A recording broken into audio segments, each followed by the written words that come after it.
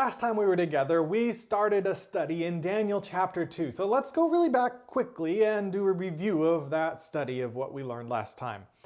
Nebuchadnezzar was a cruel pagan king that was ruthless in battle, and to everyone that he had under his domain. He had severe anger issues and had no real problem with killing anyone for the smallest of problems, the smallest reasons. But this was the man that God decided to show a prophetic dream to. God showed up to work where you would least expect him to show up. And this man, Nebuchadnezzar, a man who was not somebody that had chosen to follow God, he didn't really even know who God was. When the wise men refused to tell him because they couldn't what he had dreamed, Nebuchadnezzar got angry and ordered that all of them be killed. But Daniel turned to his God for help, and God showed him the dream and the interpretation and helped him to be able to show the king his way toward what God was trying to tell him. We're going to be looking at that dream and its interpretation in a little bit. But God spoke through Nebuchadnezzar. He didn't really understand who God was. He didn't understand what God was all about or how he works. He was still just a pagan guy who worshiped other pagan gods. So God brought Daniel into the picture, a man who God knew that he could trust, had proven he could be trusted, as we saw in Daniel chapter 1, and proven that he could be trusted to point the king and others around him to God and be true witnesses to him. Daniel was faithful to God. You know, many times you hear somebody say something like that or talk about this story or other similar stories and say that Daniel was faithful. We need to be faithful just like he was, the same way. But what they mean, and often seem to show by the way that they live their life, is that we need to do what God tells us to do without any regard to what anybody else will think of what we do.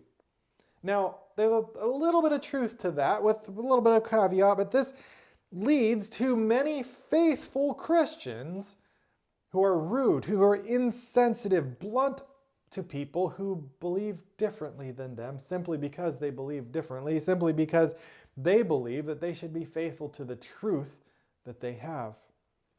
The truth more important than anything else. But being faithful to God is not just being faithful to the things that he tells you to do, it's also being faithful representatives of his character to those around you. God may bring somebody across your path that looks like they have the least opportunity, just like Nebuchadnezzar, the least possibility of being somebody who God could possibly working in their life or could be using at this point. But the love and the tactfulness that you show them may open them up to God being able to work in their life in a way that he could never be able to otherwise. You are there as a follower of Christ to point them faithfully to Jesus in every area of your life. First, through your character and the things that the love that you show them, and then through your actions. Daniel prioritized the relationships that he had with people around him and even unbelievers over his personal convictions. But he did so in a way that did not compromise those personal convictions. They did not compromise his beliefs or his faithfulness to God. Let's move on to the dream. The rest of Daniel chapter 2, if you'll turn with you in your Bibles to Daniel chapter 2, verse 27. Now, before Daniel told the king the dream, he prefaced what he was going to say with these verses that we're about to read here, to make sure that the king knew that he didn't have any special powers, that these dream interpretation didn't come naturally from within him, that it came from one God in particular who was who was the one who had actually revealed the mystery to him and had given the dream in the first place. In verse 27 of Daniel chapter 2, Daniel answered the king, "No wise man, magician, medium, or diviner is able to make known to the king the mystery he asked about. But there is a God in heaven who reveals mysteries, and he has let King Nebuchadnezzar know what will happen in the last days. Your dream and the visions that came into your mind as you lay in bed were these. Your Majesty, while you were in your bed, thoughts came to your mind about what will happen in the future. The revealer of mysteries has let you know what will happen. As for me, this mystery has been revealed to me, not because I have more wisdom than anyone living, but in order that the interpretation might be made known to the king, and that you might understand the thoughts of your own mind. Notice that Daniel points out that this dream is specifically so that let King Nebuchadnezzar know what will happen in the last days. Something that the king apparently had been given a whole lot of thought to recently. God was trying to communicate something very important to this pagan king, this ruthless pagan king. Communicate to him something very important about what was about to happen and what would happen all the way at the end of time. Let's read what the dream was without wasting any more time. Let's just go ahead on into verse 31. Your Majesty, as you were watching, suddenly a colossal statue appeared. That statue, tall and dazzling, was terrifying, was standing in front of you, and its appearance was terrifying. The head of the statue was of pure gold. Its chest and arms were silver.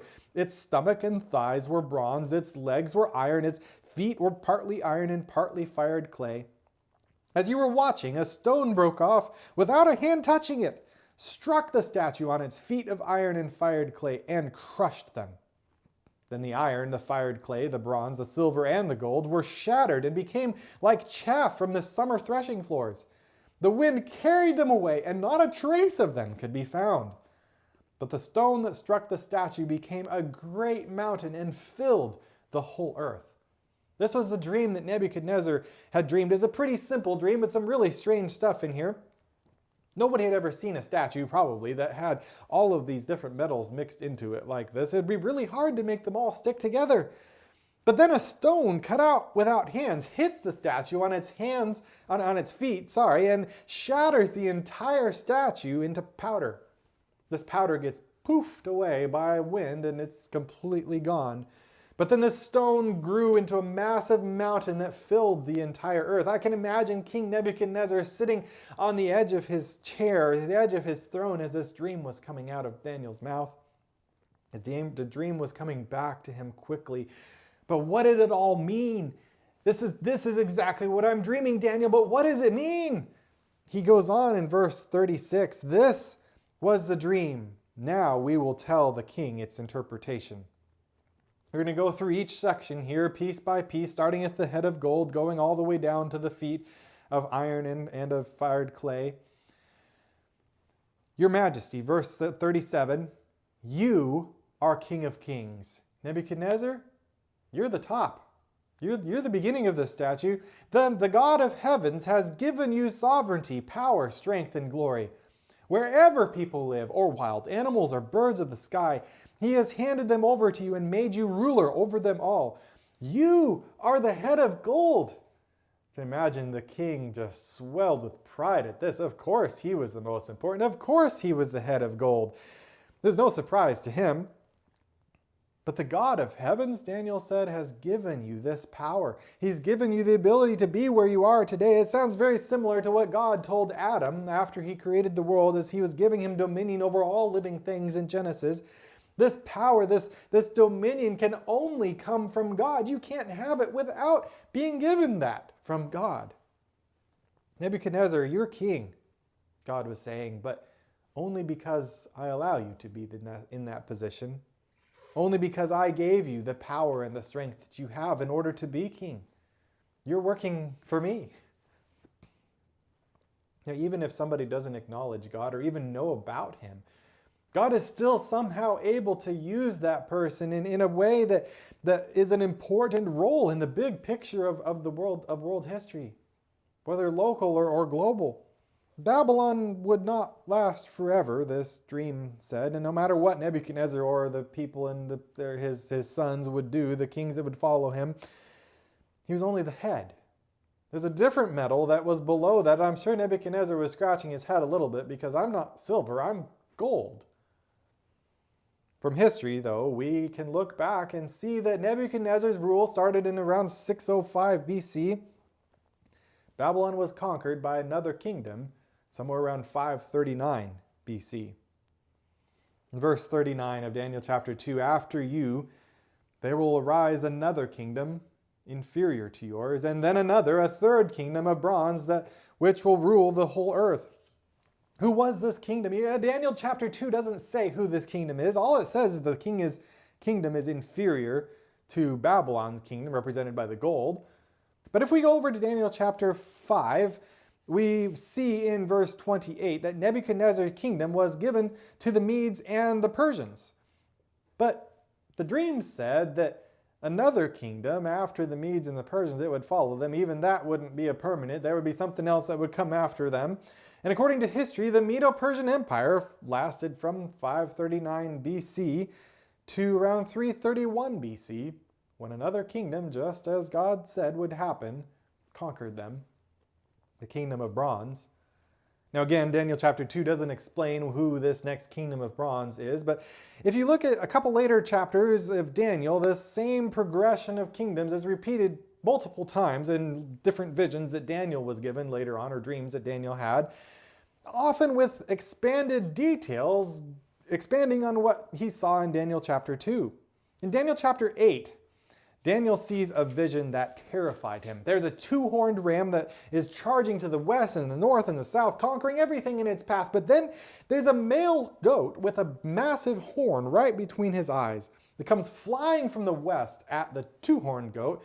That goat, the two-horned ram, the goat breaks both horns and tramples the ram. Fast forward down to verse 20. In Daniel chapter 8, the two-horned ram that you saw represents the kings of Media and Persia. The shaggy goat represents the king of Greece. And the large horn between its eyes represents the first king. So here we go. The two-horned, Media and Persia, two horns, that ram was representing Media and Persia, and the goat, which was the kingdom of bronze, the kingdom of Greece, was going to follow immediately and conquer Medo-Persia. From history, we see this to be exactly the case. Alexander the Great led Greece on a massive conquering spree all the way across the known world. After just a bit, they had conquered the land all the way from Egypt and Palestine as far out as India and Persia. Massive area of land. Greek language and culture spread its influence throughout the area and is still present in many areas today. Greece was known, interestingly enough, for its use of bronze for money and bronze armor for its soldiers. As time went on, each nation becomes stronger, the metals become stronger, but each nation also became inferior in many ways to the nation before it. The Greek Empire only lasted, according to history, from 331 BC to around 168 BC, when there would be another kingdom that would take over, according to what God said. Daniel chapter 2, verse 40. Let's go back there to chapter 2. The Bible says, a fourth kingdom will be as strong as iron, for iron crushes and shatters everything. And like iron that smashes, it will crush and smash all the others. History clearly documents that the kingdom of Rome came after Greece. It conquered Greece and many other smaller countries and kingdoms and tribes all around there. Rome was known for its extensive use of iron in many different ways, including their armor, their weapons, and other things as well. There was also the strongest kingdom up to this point, over the largest area of the world up to this point. Rome developed a highly advanced political system that was able to very effectively rule through incredibly tough policies, but was able to maintain peace through such a massive area of its kingdom. This political power of Rome lasted for around 500 years, all the way until 476 AD, roundabout, when Rome fell to barbarian invasions. That's where the next part of the statue begins. It's not a new metal, it's not a new kingdom. It's merely a division or a dissolving of Rome, the legs of iron, the kingdom of iron, its powerful worldwide control. In verse 41, the Bible says, you saw the feet and toes, partly of potter's fired clay and partly of iron. It will be a divided kingdom, though some of the strength of the iron will be in it. You saw the iron mixed with clay, and that the toes of the feet were partly iron and partly fired clay. Part of the kingdom will be strong, and part will be brittle. You saw the iron mixed with clay. The peoples will mix with one another, but will not hold together, just as iron does not mix with fired clay.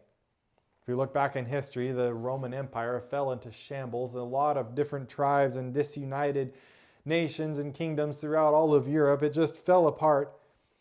Dictators and political leaders have tried for centuries they're still trying today, trying to unite the world under one government, under one united empire, one united kingdom. But God told Nebuchadnezzar, even back in this dream, that they'd never be able to be a strong nation again across the world. They were going to be disunited. They were going to be disunified throughout the rest of history, down to whenever the next thing, the stone that we read about.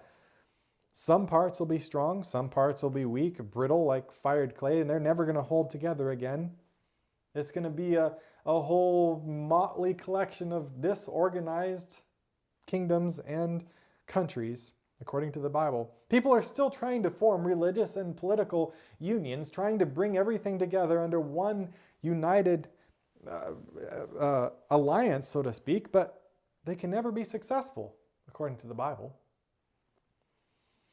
If the dream ended here, it might be a bit discouraging, but there's a stone that smashes the entire image. Now, at first, that doesn't sound like something that we should be looking forward to, that gives us hope, but let's actually see what it is here. Daniel 2 verse 44 says, "In the days of those kings, the God of the heavens will set up a kingdom that will never be destroyed. This kingdom will not be left to another people. It will crush all those kingdoms and bring them to an end and will itself endure forever. You saw a stone break off from the mountain without a hand touching it, and it crushed the iron, bronze, fired clay, silver, and gold." The great God has told the king what will happen in the future. The dream is certain, and its interpretation reliable. God showed Nebuchadnezzar that he knew what was going to happen all throughout history, that he was actively working throughout all of it. As we look back into history, things happened exactly as God said they would. This was years before any of this would happen, during the time of Babylon, and God knew exactly what would happen all the way down to where we are today. Now, we're somewhere in the feet. That's as far as that kingdom went, until there's another part of the dream when this God is about to set up a kingdom that's going to wipe all of the earthly kingdoms away. We're not there yet. That's still coming, but we're right in the space, right? We're right near the toes, so to speak, where God's about to start this eternal kingdom and wipe away everything that's around us, the temporary kingdoms of the world. No matter how powerful earthly kingdoms may seem, they're really only temporary. God was faithfully keeping track. He knew what would happen all throughout Daniel 2. He knew what was going to happen, and this is going to happen just as well. We have no reason to doubt that. The only kingdom that will last forever is God's kingdom. There's a few lessons that I want to pull out of this chapter. I want to ask you a few things here.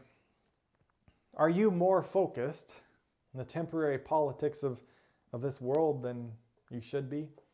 You know, here in the United States, we're coming up on an election next month, and there's so much swirling around, so much attention is being given to this politics. They're losing friendships and relationships over it, but it's only temporary. This world is not that eternal kingdom that's going to be coming, that God's going to set up.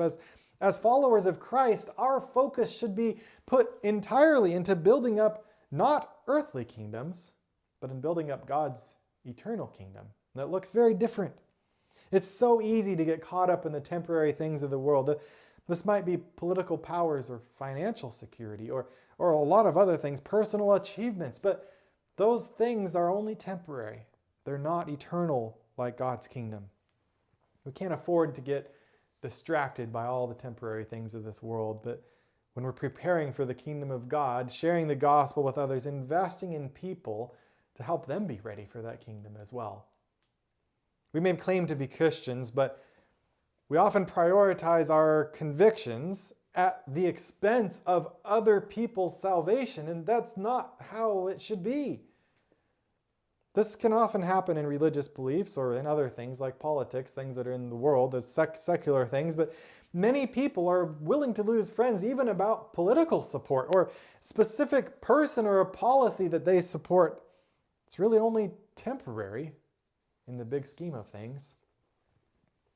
Focus on the eternal kingdom. Number 2, trust in God's ability to work through people, even if it seems like it's impossible or it's the least likely person. Think of someone in politics or someone that you are working with or that you are familiar with that you have extreme disagreements with, who are doing even things that are anti-biblical or anti-Christian. God is still working through them in some way. He's still working in their life, just like he was in Nebuchadnezzar.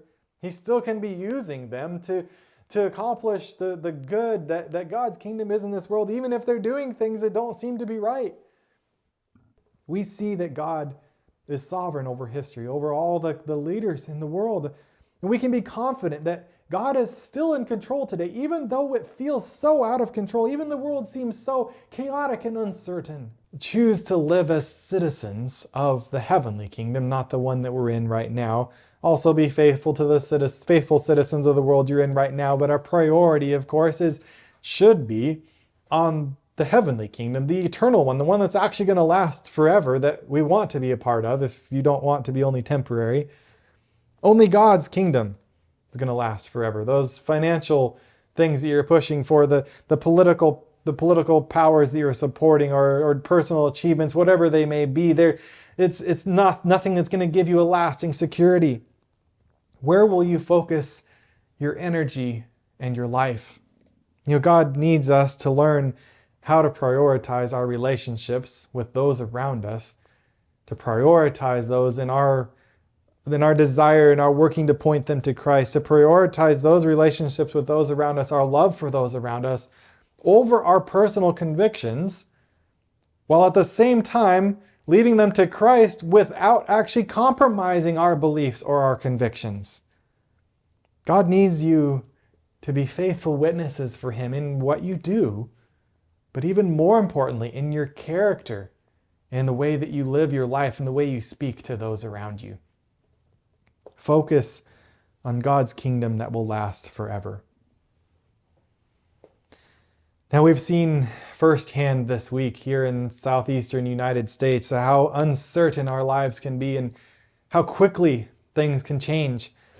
At the end of September, Hurricane Helene came barreling through Florida, Georgia, South Carolina, North Carolina, leaving a track of devastation across a large portion of each of those states and some beyond as well into Tennessee. North Carolina got hit particularly hard, and Tennessee, with terrible flooding that wiped out many towns or parts of towns, took out many different lots of property and taking many lives as well. Across this whole region of South Carolina and Georgia, North Carolina and Tennessee, at the time of this recording, 9 days after this hurricane came through, power is still out for tens of thousands of people. Thousands of people still have no access to clean water for drinking or for anything else. As I'm speaking, the recovery efforts are still ongoing. They're still searching for people. They're still trying to get into areas that they haven't been able to access because of the devastation from this disaster. And no one in this area ever expected the devastation of this sort of a natural disaster like this. It doesn't happen here. It's so heartbreaking to see such terrible suffering and destruction in this area that we are in the areas surrounding us. This part of the country I'm very familiar with. I grew up close to North Carolina. We live in South Carolina right now. Our prayers are with everyone who's struggling from the effects of this storm, from all the loss and suffering that's going on right now. All around the world, there's disasters. There's wars like we see in the Middle East right now that are escalating. It seems every day it's getting worse. These terrible events seem to be increasing in frequency and in devastating power. That's going on all around us, and it's so easy to get pulled down by the suffering, the heartache, the pain that we see, the heartache, the emotional struggle that we are going through ourselves as this stuff is going on around us. It's so easy to get pulled into this that we can forget that we're near the end of this world. We're in the feet of this statue. The next thing that happens, the very next thing, is the coming of God, the eternal kingdom that's coming. If you're feeling anxious or heartbroken by the stuff that's going on around you, as I have been heartbroken this week. It's okay to hurt. It's okay to cry. It's okay to feel that pain. This world is not our home. We're just passing through it. And there's so much hurt that we experience personally or that we see firsthand or through the things in the news and things that are happening around us. You can be grateful that God spared your life and your property, as I am. But that doesn't mean that you don't have to feel, that you need to feel. It does not mean that you need to feel some level of guilt because you are hurting. As you look at people that are hurting so much worse, it seems, or maybe had much higher loss or more things that they have lost, or lives that have been lost, or family that have been lost. You look at people that are hurting more than you. You don't need to feel guilty for the hurt that you're feeling, for what you're going through, even if you see that it's less than what others are going through. Because what you're going through right now, emotionally, mentally, physically, it's really hard. It's really hard right now. It's okay to feel that way as we're processing what's going on, what we're going through. King Nebuchadnezzar saw the big picture of all the major kingdoms throughout the world. God showed this to him, and everything happened exactly as God said, exactly as the Bible records. So far, everything has been true. We have no reason to doubt that the next thing isn't God's kingdom that's coming. We have hope that because God makes this, we have hope that this is going to change. God makes this beautiful promise. If you'll turn with me to Revelation chapter 21, right near the end of the Bible, right when God is setting up this new kingdom, this new heaven, this new earth, this kingdom that is after all of the other temporary ones on this world. In Revelation 21 verse 3, then I heard a loud voice from the throne. Look, God's dwelling is with humanity, and he will live with them. They will be his peoples, and God himself will be with them and be their God. He will wipe every tear from their eyes. Death will be no more. Grief, crying, and pain will be no more, because the previous things have passed away. The life that we're living right now is only temporary. There will come a time very soon when everything that's going on around us will pass away, and God's eternal kingdom, where all the negative, terrible things we see now, we'll never see those again when God's kingdom is set up. Are you serious right now about preparing for the only kingdom that will last forever? God showed Nebuchadnezzar this dream so that he could know what would happen in the last days. And this dream is in the Bible so that we can know what will happen in the last days, so that we can be aware of that we're right at the end of history, that we can be aware of what's about to come. Your faithfulness to God is something that we need to grow in as we know that his kingdom is coming very soon. Time has passed, a long time has passed, which means we're closer than ever to that time when he is coming. Faithfulness to God is not just in doing what he tells us to do, as we talked about earlier, but also faithfully representing his character to those around us, to those who are suffering, to those who are hurting, to those who don't know him, like Nebuchadnezzar. I want to ask you each a question that I want you to think really seriously about. Are you invested too much in this temporary world that we are stuck in right now? Being invested too much might be in politics or in the news or in finances or people, many other things. Each person might have some other way, some different way that they're invested too much in this temporary world right now. If you realize that you are too invested in something that is only temporary, please turn to God right now. Shift your priorities. Ask him to show you how to shift your priorities, to make him the priority, to make that eternal kingdom the priority more than anything else. You're pointing people to that eternal kingdom. Ask him to help you learn how to trust him every day. He's shown himself to be faithful in the past, and you can know for sure that he will be faithful to you in the future.